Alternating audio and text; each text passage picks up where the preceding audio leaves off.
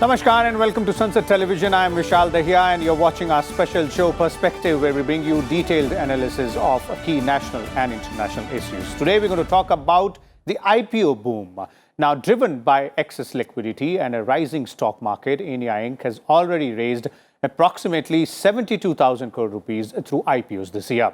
This is the highest amount in a 9-month period over the last 20 years. Now, with several more IPOs of companies such as Paytm parent One97 Communications and Policybazaar parent PB Fintech lined up in the first half of November to raise over 27,000 crores collectively, the overall figure is likely to cross 1 lakh crore by the end of this year. Now, this is a huge jump in comparison to last year, when 43 Indian firms had raised approximately 30,000 crore from IPOs. In fact, such hectic fundraising was last witnessed in 2017, when companies raised approximately 67,000 crore through 36 IPOs. Now, the markets are majorly witnessing a boom in tech startups that cater to the internet market. Sebi has recently made it more appealing for such firms to list their shares in the domestic indices.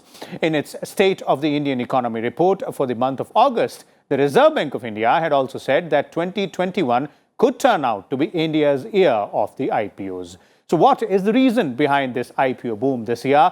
How are the major IPOs performing on the markets after listing? And what kind of value addition do they bring to the table? We'll try and analyze all aspects of this particular issue. And for more on this, we're joined by a distinguished panel of 3 guests. Let me first introduce them to you. Beginning with, we have with us Mr. Pankaj Matpal. He's joining us. He's the founder and CEO of Optima Money Managers. Keeps a very close watch on what happens in the market. We're also joined by Mr. Madhukar. He's a former member of Sebi, the regulator, the market regulator. And Mr. K. Yatish Rajawat is also joining us.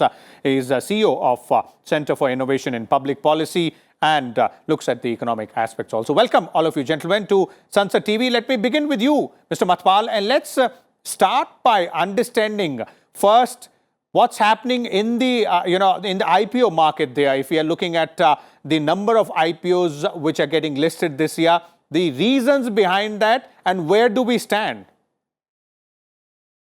Thank you very much for having me on the show.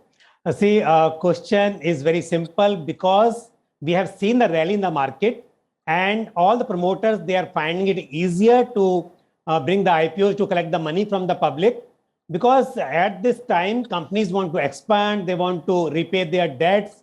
So there are 2 things. One, that economy is growing, and they are finding it suitable time to restructure their business or to expand their business.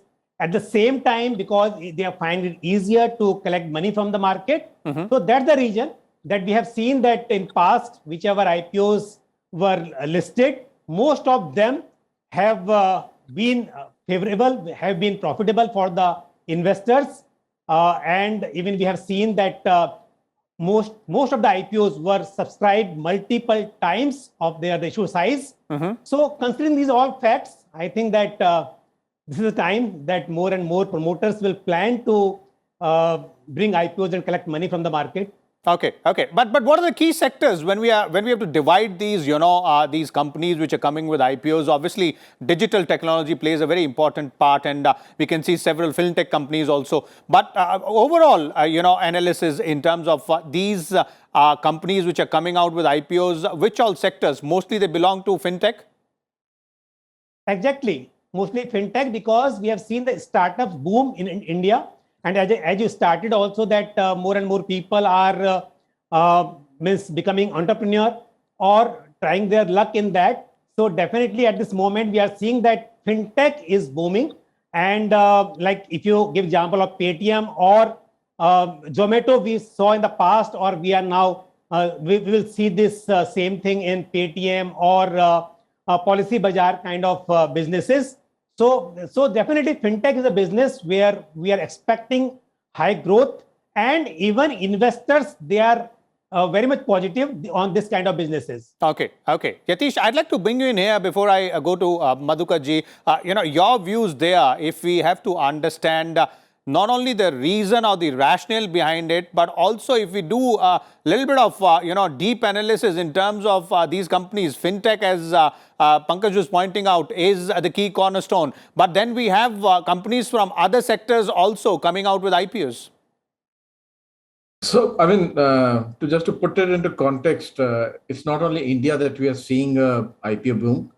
Across the world, we are seeing companies raising funding. Matter of fact, till September of 2021, there were approximately 2,000 odd companies which had raised funding to the tune of $421 billion. This is a record of sort for the global economy per se. India is following this global trend in that sense, and the global trend is signified by two macro trends. One is the fact that interest rates are the lowest at this level across the world, including in India. We are almost at a 20-year low of interest rates. Hence, when interest rates are low, liquidity flows into the markets, and specifically now it is flowing into the primary market, which is the IPOs. Okay. Now, there are three kind of companies primarily which are coming into the IPO market. One is, of course, the large IPOs signified by companies like LIC, which is going to raise, which is a public sector undertaking, which is going to raise anywhere between 70,000 to 80,000 crores, which is itself going to be a record of sorts. Then there are companies which are in the fintech area, and they're traditionally in the internet area. Paytm, delivery, Zomato raised it, Nykaa is raising. There are also small finance banks, several of them which are in the pipeline, NBFCs which are in the pipeline, agro companies like Ruchi Soya, Keventers, which are in the pipeline. So it's a mixed bag per se, but the most important part of the current IPO market is the valuation, and the valuation is specifically for the internet tech companies. Okay. There is a concern both among the regulators and the retail investors that these valuations are just too high. These loss-making companies do not warrant such a high valuation, and it might hurt the investors in the long run if these valuations do not, list properly, and this whole IPO run will collapse on itself if valuation is not right. Okay. So I just want to end with a point of caution. While there is a lot of brouhaha around the fact that we have a record number of companies, and that's good for both the companies, but from an investor point of view, we must consider, and Sebi has to be a little more circumspect in terms of allowing loss-making companies to value themselves at such a high degree that it distorts the market. Per se. Okay. That's a very key important point, and I'd like to take it to Mr. Matpal also. But before that, Mr. Madhukar, not only this aspect which Yatish has brought out in terms of the regulator needing to be a little more circumspect in terms of those which are the loss-making companies and their valuation as well. But apart from that, your views on the way we've seen this inflow of IPOs coming in, the IPO boom, which we are calling. Several companies, more than 85 companies have already come out with IPO this year. Yeah, thank you, first of all, Vishal, for inviting me for this very interesting subject. See, what I see that there has been a post-COVID, or we say because of COVID, there is a fundamental changes in the entire economy related issues. First of all, the traditional say promoters who used to be family-owned businesses, there is a fundamental change in that. Now the promoters are very, very dynamic, intelligent, and new group who know how to lead their companies. So you see, most of them are unicorns. Means they are picking up a subject and they are making it very, very attractive. So new investors have come. Secondly is that the traditional source of fund was the banks.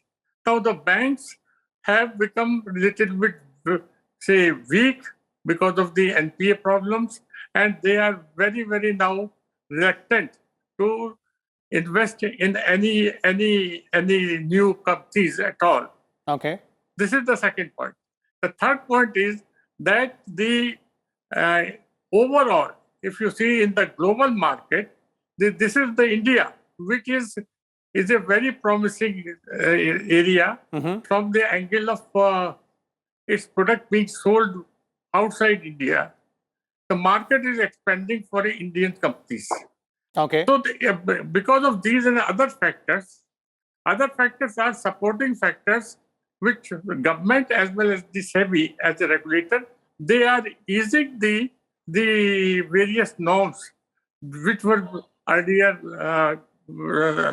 that we were very stiff. Okay. So all along, the people think that it is better to pick up the money from the markets rather than coming to the banks and wait for the days for their sanctions. Okay. Okay. Now, But the Madhukarji, market on the regulatory part, as Yatish was raising that point in terms of the valuation aspect and the regulator being a little more watchful there, cautious there. Do you agree with what Yatish was saying, that loss-making companies being overvalued might eventually end up hurting the investors? See, I think that this is not the role of the regulator to see that how the loss-making companies or not loss-making companies. The role of the regulator is to educate the investors, which the Sebi has been doing in very different ways. Now, the point is that if the investor is well informed, well educated, then they will certainly know that how they are going to put their money. Okay. And the risk and reward, both things are important. If the people want to make more money, then instead of putting their money in the bank where the risk is very low, okay, but the return is also very low, so they prefer to go to the new ways, indeed, test their waters, and they go to the company. Indeed, and that's why the red herring prospectus of every IPO does mention it very clearly that, all investments are subject to market risk. But then that brings me to Pankaj here also. Pankaj, vis-a-vis Yatish's point, and that becomes important because there are various experts, analysts which are raising this question that the valuation part also needs to be taken into consideration vis-a-vis the profit or the loss which a particular company is making when they are listing for IPOs. Mr. Yatish has raised a very valid point. The first question was that why companies are coming with the IPOs and why investors are interested in that. But the second thing, is it the right time or should the investor be more cautious? See, the problem is when there is rally, almost all stocks, whether companies are in profit or loss, but when the time is good, stocks are performing. But definitely it is very risky. It may be riskier for the investors. If investors are investing from that perspective that they know the companies, then they will invest in the existing companies than the IPOs. But Pankaj, let's look at some more facts here as well. Two things. Out of around 87 odd companies which have listed their IPOs, if you look at today's scenario, say around 30 or 35 are now listing below their IPO price.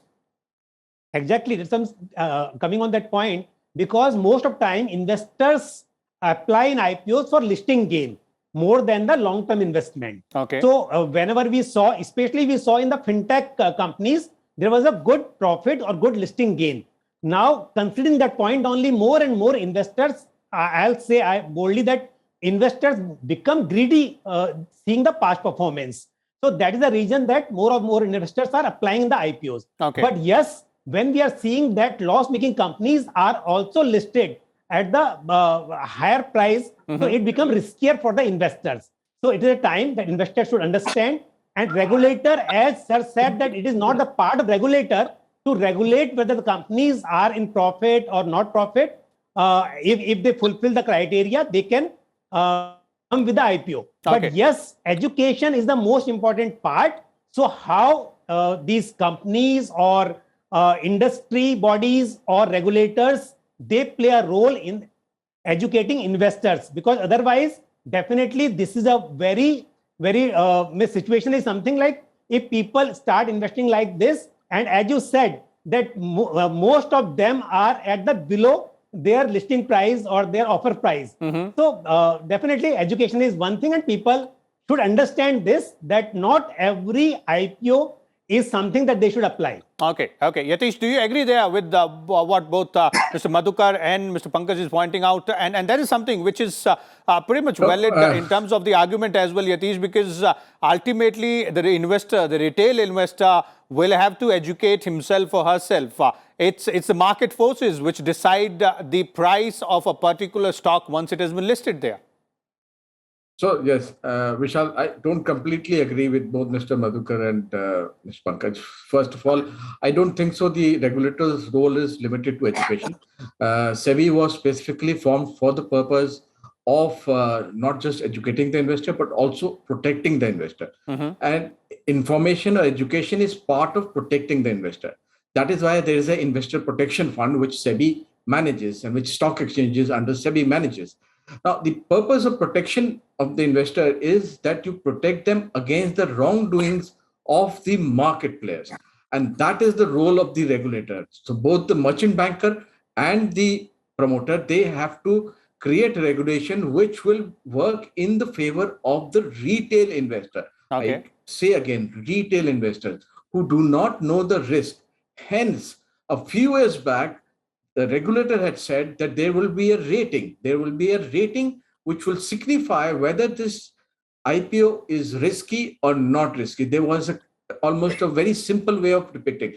Nobody reads a 700-page DRHP, and where the risk is buried on some 300-page in a column. If you read the DRHP of 197 Paytm, it says that we will never be able to make profits in the future. And we are a loss-making company and will continue to be a loss-making company for the near future. We have no certainty that we'll ever make profit. Okay. Now, this is the risk that that company is declaring. But how many investors will read that on page 200 of that RHP? Okay. Hence, there was a ratings this was supposed to be given.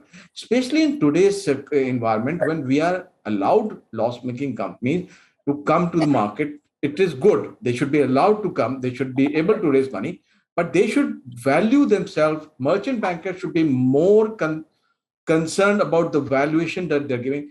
They're getting valuation which is higher than listed IT services profit-making companies, which have traditionally been seen a valuation of 30 to 40p. These companies are getting valued at 60p, at 100p, at 360p. Some cannot be even compared on PE because they don't have any earnings. Okay. So, it is ridiculous. Hence, it is important for the regulator, which is in this case is Sebi, to intervene, to bring a sense of normalcy into the loss-making company. It should ease it for the retail investor to understand what is the risk that they're going to take if they buy into these companies.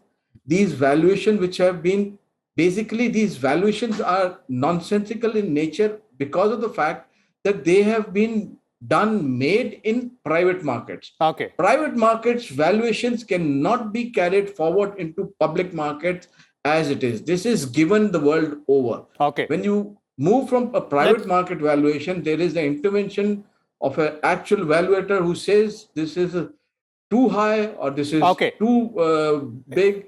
That's a fair enough point, Yatish, there, which you're making. Let's also listen into what Madhukarji has to say. Madhukarji, vis-a-vis Yatish's argument there, which he is making, that Sebi's role is majorly to protect the investor, and obviously educating the retail investor is a part of that, overall function of protecting the retail investors, idea there. So, what exactly do you believe needs to be done in terms of ensuring that the retail investor stays protected?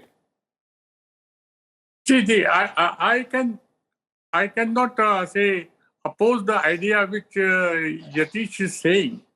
But see, what is the definition of a loss-making company? Suppose, without giving a name, suppose a company which was in the business of aircraft or say flying. Now it has been making losses and losses. Okay. Now the management is changed. A new management is going to run this company. Now, though it is a very old history of loss making, still the people will like to invest in it because they know that the new management is capable to turn it around. Okay. So you cannot say that simply the balance sheet figures should be the indicator. Okay. It is the total, the view of the economy, view about the management, view about the prospects, and view about the internal strength of the company, Okay. which has to be understood by the investor. And that is the individual decision. It cannot be a uniform decision for everybody. No, it cannot be. So Indeed. I don't think that this Sebi can say that, okay, this is the loss-making company and they should not be allowed. Okay.